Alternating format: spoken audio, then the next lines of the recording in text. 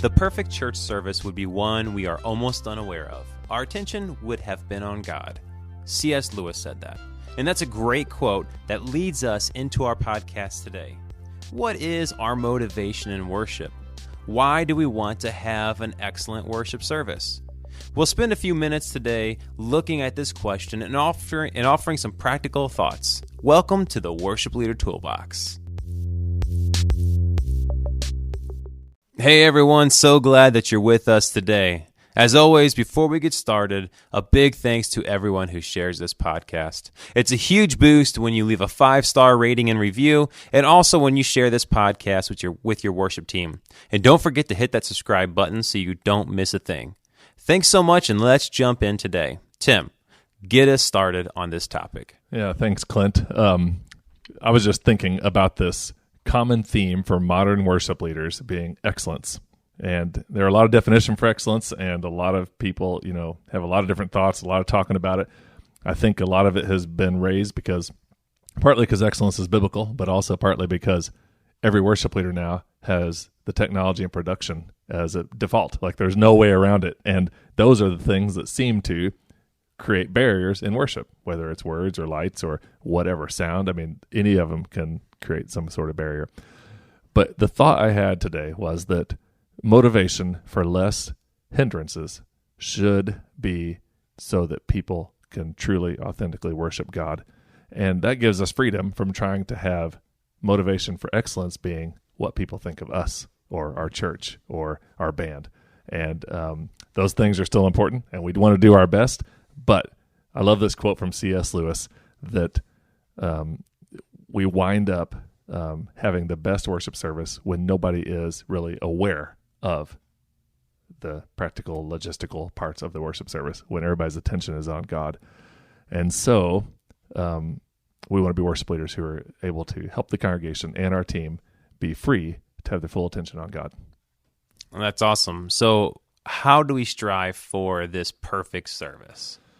Well, I was going to ask you the same thing. Oh, I'm just kidding. We need to talk about a couple of these things that are simpler than, not as practical and nuts and bolts as how to get the lights exactly right or how to get words to not have a snag or a typo or anything like that. These are a few other things, and maybe some of them are obvious, but here's a couple of them, and then we'll drill down on a couple here during this podcast. But one is that we need to be spiritual leaders who pray and trust that God has us where He wants us. And so as we are praying for our team and our church, some of what we're talking about is just going to happen because we are passionately praying and seeking the Lord. And then one of the things we need to pray for is that our attention would be on God. And so that's a hallmark and a purpose of worship. And sometimes in planning during the week, you would think that we are maybe more concerned about keys or something flowing or the guy showing up in time and stuff like that. And those are all practical things. I don't want to discount them or dismiss them, but we need to pray that our attention will be on God, and we just need to do that across the board. So that's a couple of easy things. Here's a third one. We need to pray that our people would begin to come with expectation. And this, there's no silver bullet for. There's not just one way to say, hey, people, start expecting more. So you and I, Clint, have experienced this because when we have conferences, like Fire Up or some other event, or we go somewhere else, and we've already talked about this, so we don't have to labor too long on it, but people, when they show up to a special event, expect more and respond bigger because they think they should. Yeah. And just that one little thing of thinking they should. And so what does it really what does it take to make this happen? How do we pray for and then develop this sense of expectation in our church so that they are ready to worship and, bypass anything that might be wrong and just worship. So we got a couple things noted here, and then you can throw in any thoughts you have. Okay. One of them is, I think we ought to do some things that let people laugh. And I know worship is, worship is life. So there's every gamut and every emotion and every kind of thought, but at least right now, while people are sitting around in church wearing masks and you can't even see them smile and you can't shake their hand and can't hug or anything like that with all these rules during the taping of this podcast close to the end of 2020, nearing the end at least, we just need to figure out ways they can be an audience, just laugh, let loose and just, we don't want to just straight tell jokes, but we need to do something that is fun, a video or something. Yeah. Maybe not laugh like comedy club, but to be lighthearted. Yeah. Like somehow be lighthearted. And a couple more, and then we can talk about them. Sure. Things that keep people guessing, and that is as simple as just changing your flow so that people aren't just assuming the same thing over and over and over. And then in that sense, they're, always kind of excited to see what's next and then able to free to worship God. Another one is just to create moments where people are inspired, and whether that's like testimonies or whatever. And then the last one is just straight hype about big things happening. I mean, just whatever it is you could say about the big thing for this Sunday so that people can know, hey, I need to be there. And so which one of those seem easiest to you, or ones we're doing well or ones we need to do more on? Well, I think a big one to like have people come with like some kind of expectation. You kind of threw out the conference aspect of it. And I think like the hype and the promotion of what's going on, like if there's a big thing going on that day, we should really like hype or promote that, which is kind of weird to say like about Sunday morning service and not a conference, but like you got to hype that stuff so that way people see what's going on and they're like, oh man, this is going on. Like, we were talking beforehand, we talked about, we had a snow cone truck, and how like awesome that was. And like people were excited about it. And like the kids and students were out there, and it was just like a fun atmosphere for the day. And, had we not like hyped that up, it wouldn't have had this same draw, which is kind of sad to say about worship. You got to throw a carnival to have a draw. But like, even if it's like baptisms or, someone is being confirmed or members joining, like those are like celebrations, something you should hype, something that should be like your largest Sundays of the year. And if you don't hype those things and let people know that this is going on, there's not going to be that kind of expectation. Yeah, and I think like Andy, the pastor here, every once in a while he'll just throw a little line in that says something like, I'll be making a big announcement Sunday, don't miss this. Or, like just a little quick thing, or like we'll get an update on the giving budget or something this Sunday. I mean, like even those little tiny things just help people come with expectation. That's like good. Something big is going to happen. Yeah. I heard somebody say one time they were talking to a worship pastor of a large church, and they said, so how do you like keep growing? Do you have like, big Sundays and, put a lot of focus on those? Or do you have big events? That's what the question was. Do you have a lot of big events, put a lot of focus? Oh, gotcha. And the guy answered, yeah, we have 52 of them. And he was talking about Sunday mornings. And so the idea of each Sunday having some sort of expectation is just good. And just to get people in on that so that, and we need to, one, pray for their hearts, but also I don't think it's bad to add fuel to the fire of that. And, when you said maybe you shouldn't, think you need snow cone trucks to get people to worship, I don't know if it's quite that as much as it's that falls in line with like the fun aspect, like opportunity for people to laugh and sit around and just talk, and and there's no invitation needed for that. You just say there's a snow cone truck and people know what to do. Yeah, and so that's just a neat little example. Yeah, another one to kind of like talk about, and this actually goes along with the same day that we had a snow cone truck, but create moments for people to be inspired. So at this, we had baptisms, remembering baptisms, and someone actually came forward and like gave their testimony, and it was like super powerful. And it wasn't like a story of someone who like, like the prodigal son, where like they strayed away for so long and this, that, and the other, and they had this like huge hole to dig out of. But it was just like a story of their faith and how it grew.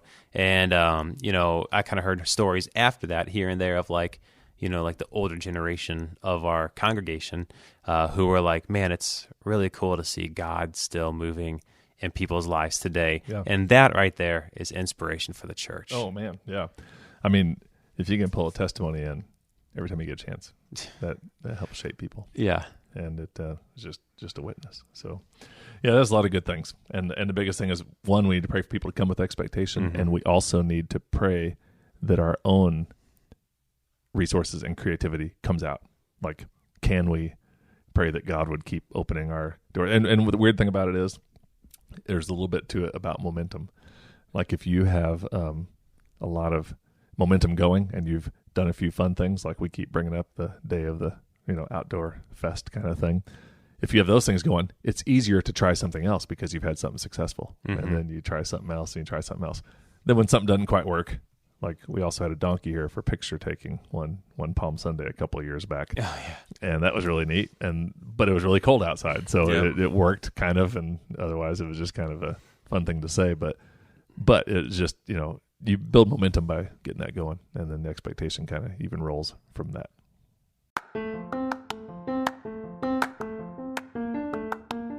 Hey, worship leaders and team members. This is Clint. And I'm Tim. And we want to invite you to the Awakening Worship Conference for 2020. Yep, and this event is going to be all digital this year, and we've waived the registration fees to remove any barrier to your attending.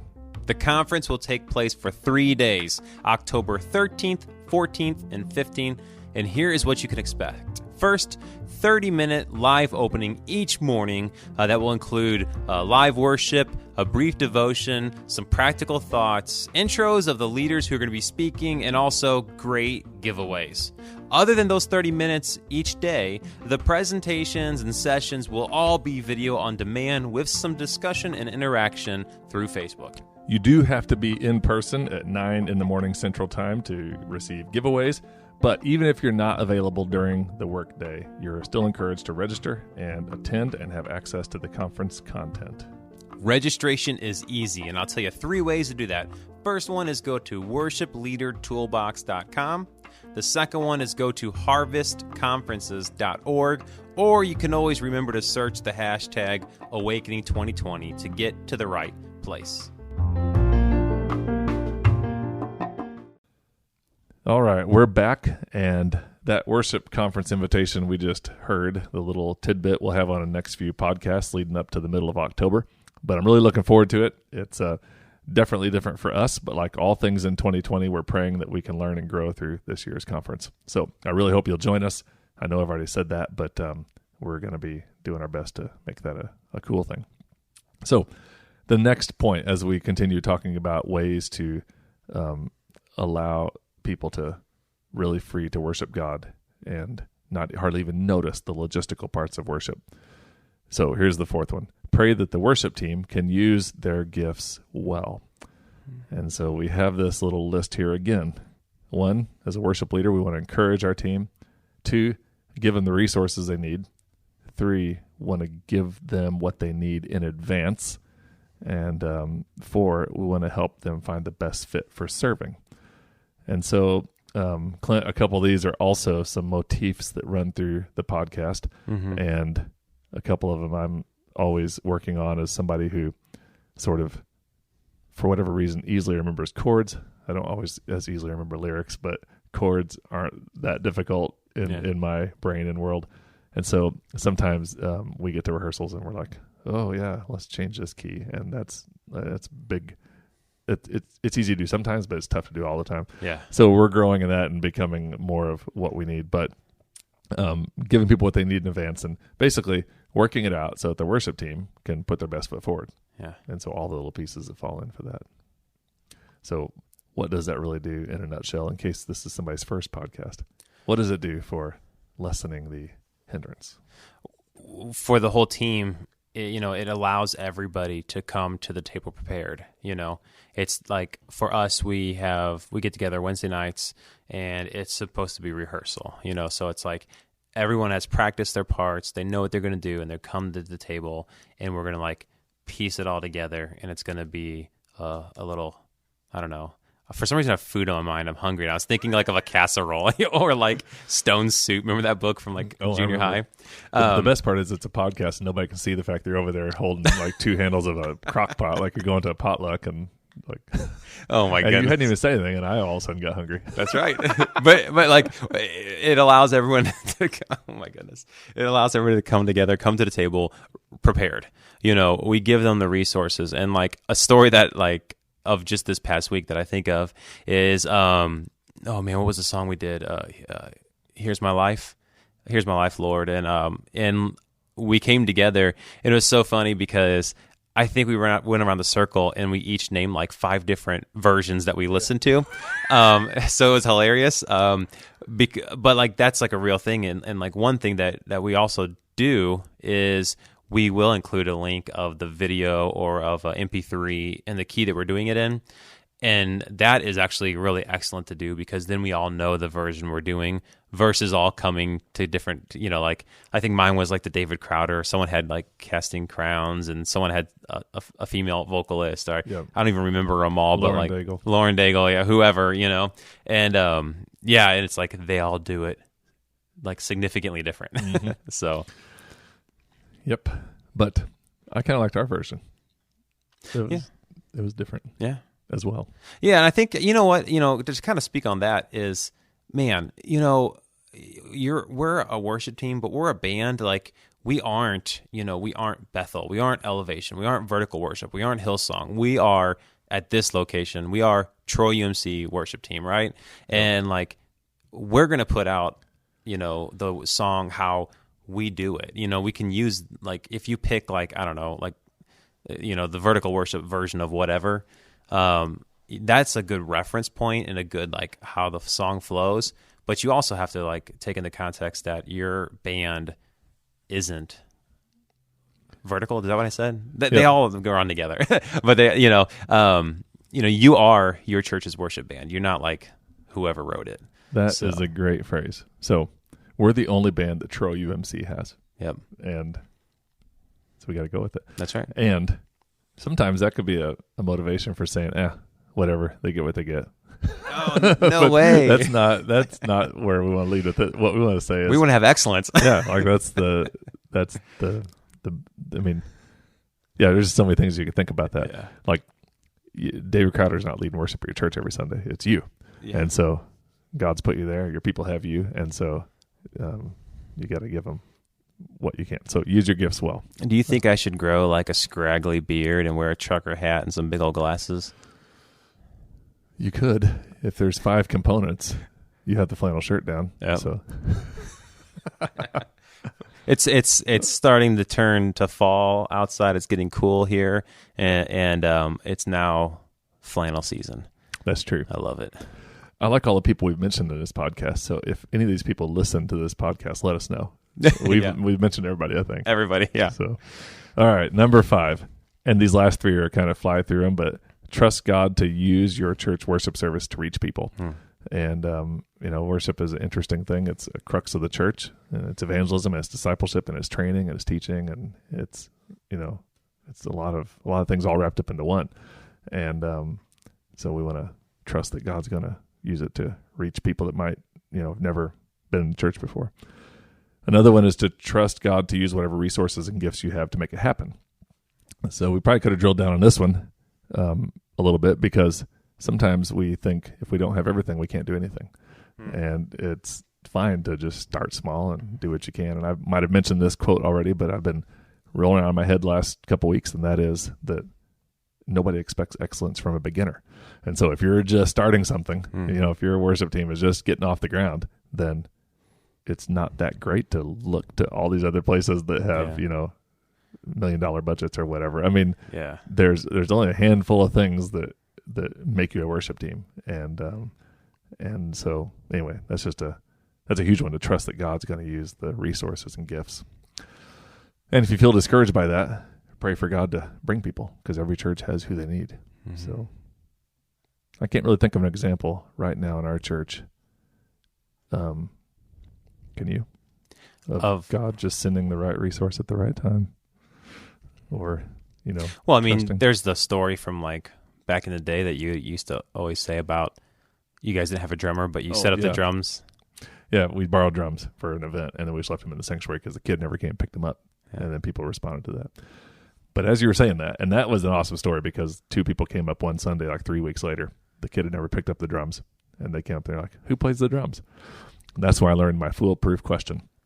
If anybody ever asks you about an instrument or about music, you never answer the question. You always ask another question first, and that is, do you play drums? Or do you play guitar? Because if somebody thinks to come ask you, they are in it. Yep. And so I've never stopped doing that. But when you brought that up, it dawned on me that we do have an example. And that is... I know what you're going to say. What? Is it Rev? What would his example be? Oh, never mind. Oh. Just what he says. About the resources? Yeah. Yeah. Well, we'll say that one too. That is a great one. And since we've mentioned so many people, we'll just mention Bob Souders and throw him in. That's right. His little quote that stuck with us from camp was, he stood up in the pulpit and said, "The good news is we've got plenty of money to do all we need around camp. The bad news is it's still in your pockets." So there is that God's provided, and some people haven't necessarily stepped up yet. Yep. Not just in money, but in gifts. Yep. Here's the big example I was just thinking of, though.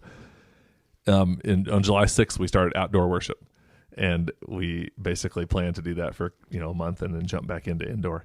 And now it's been since July 6th, and we're still going strong, and we're eking into October, and we don't have plans to stop until late October.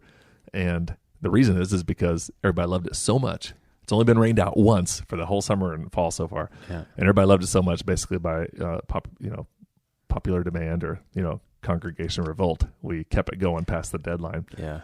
And here's the amazing thing. We, unbeknownst to us, have a guy in our church who in college loved sound, worked for sound for Illinois State, and basically owns a $20,000 sound system. I don't know how much it costs. I just threw that number out, but it's a full production setup on wheels, ready to go. Yep. And he borrowed the church van. He drove to his hometown. He picked up the stuff that he hadn't used in a decade, and he brought it back down. And every Sunday morning, a team sets up this full-blown, large-scale production for outdoor worship for our congregation, who fills the parking lot in camping chairs. It's awesome. And so that is it blows my mind. I mean, like we were never uncovered that without that need and that prayer and that thought. So, and that's awesome because he had the resources to do it, and he felt the call to do it. But now, even as it's getting cold outside, the nice thing about him already kind of being on board on a team is now we have someone who kind of co-pilots with Josh, who is our main sound guy. So oh yeah, there's been a lot of benefits to that. So and so. We'll just say Dan Yarger's name so that he can be thrown into the podcast too. Might as well. Whoever hears it. That'd be great. We should just do a podcast of name dropping the whole half hour and see if anybody responds. All right, here's the last one. Then we got to wrap it up. And that is that we as leaders and as worship team members give our all in both public and private worship. And when you are giving everything, then one, that translates to authenticity and humility, and people don't have to sit out in the congregation and wonder if you're going to be okay because you look nervous or you don't seem like you're enjoying yourself or whatever. And so I know that also leads itself to the logistical side of great stage presence and a bunch of other things we've discussed before. But one summary for that is to give your all when you're on stage and when you are just living your life as a worshiper. So on that one, so when I read through this list, number 7 really jumped out at me because a few weeks ago, it's been over a month now, we had our first in-person worship service in our Family Life Center. And, where we're at in the state and with our precautions or whatever, we have to have, we have to wear masks and, there's no congregational singing currently and stuff like that. But I wasn't even on stage, helping lead worship or anything. I was there, as a member of the church, attending worship and just, worshiping. But it was amazing to see people just, giving their all in worship, even though they weren't able to, sing. They were, you can tell that they were worshiping. I couldn't really tell if they were or weren't singing because they had masks on. Yeah. But, they were still, there and engaged in worshiping God. Yeah, that's good. And that's an argument for cranking up the music so loud that you can't tell if people are singing or not. Yeah. During all this. That's right. You really can't see them, so the masks. But, yeah, that's a great example. And it's weird. You got to think of another way to worship. If you truly aren't going to sing, how are you going to worship? Are you going to stand or are you going to clap? Or what are you going to do to, say, I'm here? Well, we didn't do a podcast on this one, but maybe we could eventually. But just a couple blog posts ago was worship leaders will never succeed in public worship without private worship. So that's part of this, it's more than just waiting until stage time to do something to engage people. It's more than that. So here's the quote again. The perfect church service would be one we are almost unaware of. Our attention would have been on God.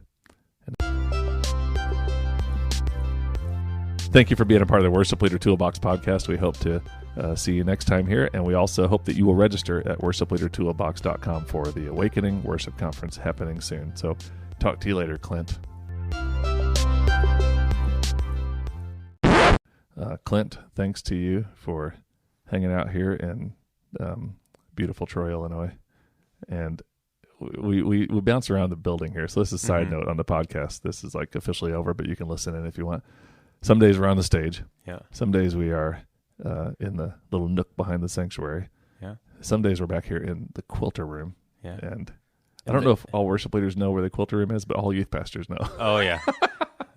Also in the room next to the kitchen.